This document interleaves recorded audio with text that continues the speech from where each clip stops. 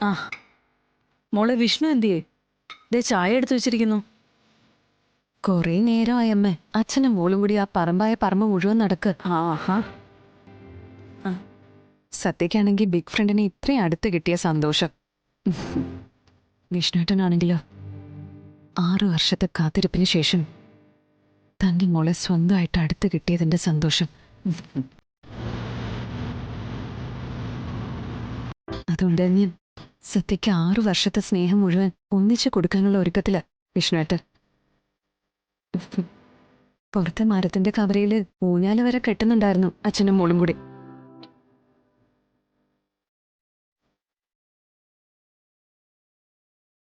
വിഷ്ണു സ്വന്തം അച്ഛനാണെന്നുള്ള സത്യം കൂടി അറിയണമായിരുന്നു മോളെ.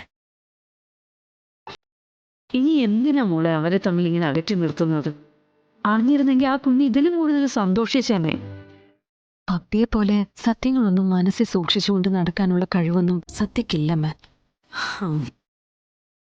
അല്ലെങ്കിൽ തന്നെ ഇപ്പൊ ഒന്നും സത്യം അറിയാതിരിക്കുന്നതാ നല്ലത്. സത്യം അറിഞ്ഞാ അതെങ്ങനെയെങ്കിലും സത്യം അറിയും. വിഷ്ണുവേട്ടൻ അറിയാലോ സത്യം പപ്പിയും തന്റെ കുട്ടികളാണെന്ന്.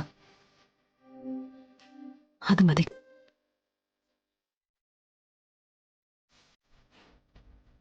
പോകുന്ന പോലെ അത്രയും പോട്ടെ.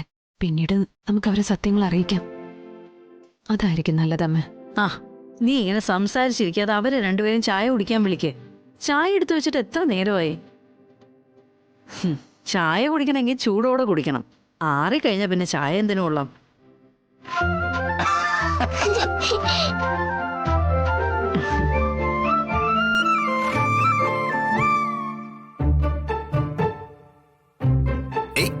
ഇത് നമുക്ക് കഴിക്കാൻ കുറെ ഉണ്ടാക്കി വെച്ചിട്ടുണ്ടല്ലോ.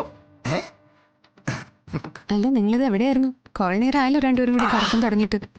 അമ്മേ, ബിഗ് ഫ്രണ്ടിന് ഒരുപാട് സൂപ്പർ കഥകളൊക്കെ അറിയാൻ കേട്ടോ. എനിക്കിപ്പോ എത്ര കഥകളാണോ പറഞ്ഞു തന്നെ. അമ്മ പറയുന്ന പോലത്തെ കഥകളൊന്നും അല്ല, എല്ലാം നല്ല കിടിലൻ കഥകളാ. അല്ലേ ബിഗ് ഫ്രണ്ടേ? പിന്നല്ലാതെ. അത് ശരി. അപ്പൊ രണ്ടുപേരും കൂടി ഇത്ര നേരം കഥ പറഞ്ഞോണ്ട് നടക്കുമായിരുന്നോ? ഏയ്, ഊഞ്ഞാലാടി, എന്റെ ബൈക്കിൽ ചുറ്റാൻ കൊണ്ടുപോയി, പിന്നെ മീൻ പിടിച്ചു. ഓ, മീനോ? അതെവിടുന്ന് കിട്ടി? നമ്മുടെ കുളത്തീന്ന്. ഏ